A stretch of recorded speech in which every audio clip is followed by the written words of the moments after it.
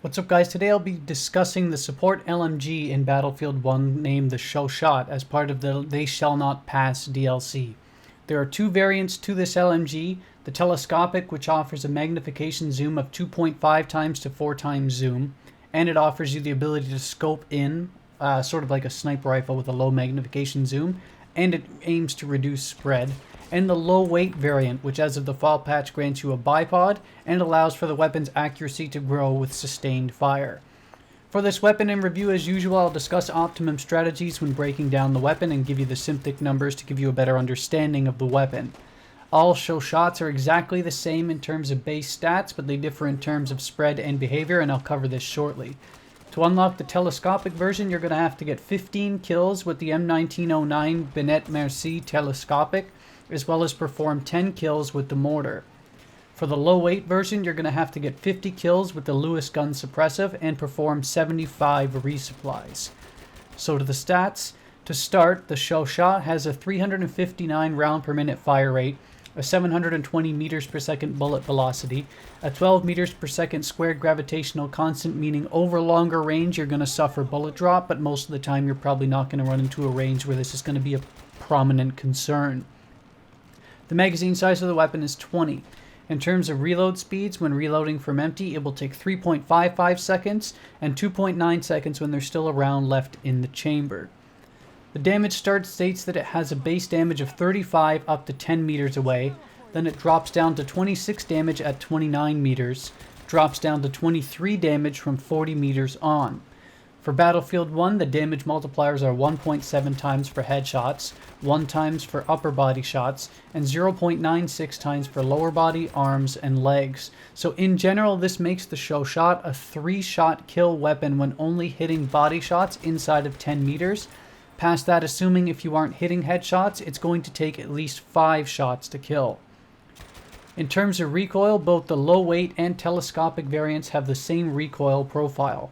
Both will have 0.55 degrees of vertical recoil and 0.22 degrees of horizontal recoil both to the left and to the right. That puts it among the high recoil, high damage LMG archetype. The recoil decrease for the low weight variant, as expected, is 10.002 versus the optical with a rating of 6, which is to be fully expected because of the low weight's recoil recovery rating. It even says it in sort of the name. We'll now evaluate spread.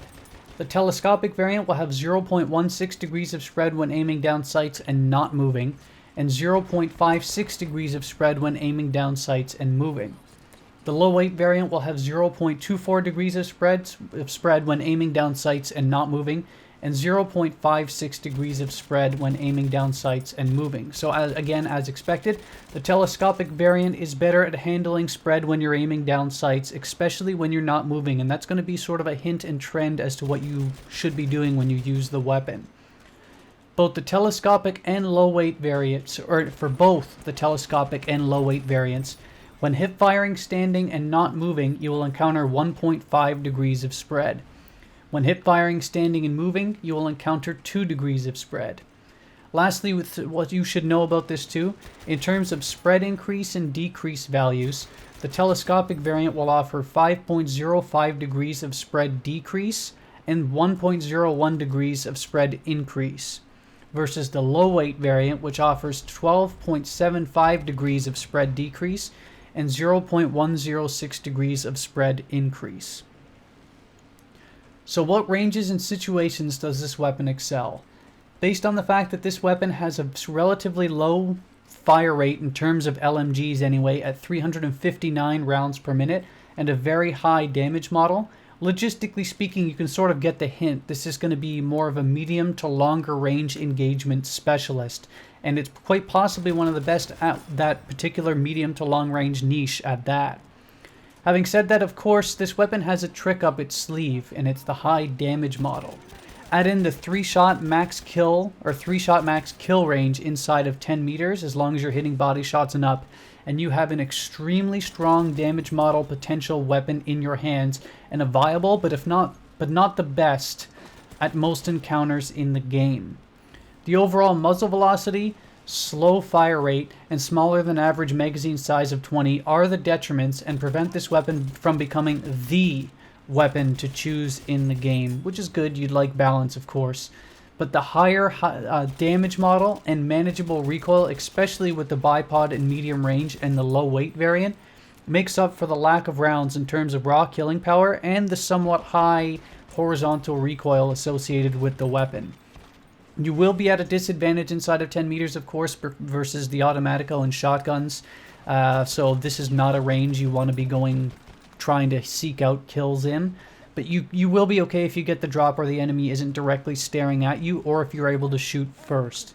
So that is a concern. You'll also be having a little bit of a problem against faster firing LMGs such as the bar. From about that 15 to 30 meter range, this weapon is an absolute monster, especially if you can fire first and put suppression down on the enemy, or if you hit the enemy first causing him to flinch. You'll be able to maintain accuracy and put extreme damage down forth in that 15 to 30 meter range. So the big question is, what's my rating of it, and would I use it often? Much like the RSC, DICE has added a weapon that breaks away from the similar with slight deviation archetype of the base weapons, because there were some that were slightly different, but for the most part there weren't a lot of significant, very big differences between the weapons, but this one sort of breaks away from that trend. You have a very hard-hitting but slow fire rate weapon here, and again, much like the RSC, I believe this weapon will be a true love-hate style of weapon, meaning when you pick it up and use it, you're either going to fall in love with it, or you're going to pick it up and use it and say, what the hell is this thing? I'm throwing it away, going back to the bar and going to destroy this lobby. I don't think there's going to be a middle ground of, I could take it or leave it. I think you're going to love it or you're going to hate it. What this weapon does have, though, that I really like is versatility. You can manage yourself quite well in nearly all ranges, though of course the closer the engagement, the higher the risk. Personally, I've always been partial to hard-hitting, slow fire rate weapons, so me personally, I actually really like the thing, and I'd probably give it an 8.5 to 9 out of 10. Your experience may differ, but the reward of the high damage model, which I'd really emphasize is the key to the weapon, despite the low fire rate and small magazine size, you can really make this thing work. And to be honest, I wouldn't be surprised at all if you see DICE actually nerf this thing in the future, even though it's one of those jack-of-all-trades, master-of-none style weapons. DICE doesn't seem to like those style of weapons, so they'll probably introduce some recoil or something into it in the future. If you enjoyed the video, please leave a like. Share if you'd like to give the video review to somebody else, and subscribe if you'd like to see more. Have a good one, YouTube.